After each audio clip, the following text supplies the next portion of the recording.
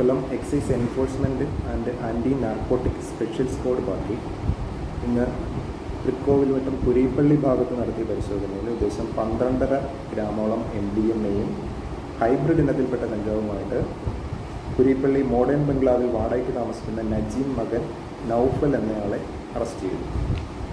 Hybrid ഇനത്തിൽപ്പെട്ട കഞ്ചാവ് വിദേശ രാജ്യങ്ങളിൽ കണ്ടുവരുന്ന മുന്തി ഇനത്തിൽപ്പെട്ട കഞ്ചാവാണ്. കിലോഗ്രാമിന് 2 ലക്ഷത്തോളം വില വരുന്ന കഞ്ചാവാണിത്. ഇതിൻ്റെ സോഴ്സിനെ പറ്റി വിശദമായ അന്വേഷണം നടത്തേണ്ടതുണ്ട്.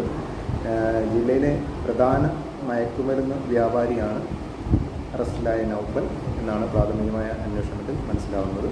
ഇത് സംബന്ധിച്ച് കൂടുതൽ വിശദമായ അന്വേഷണം നടത്തണം.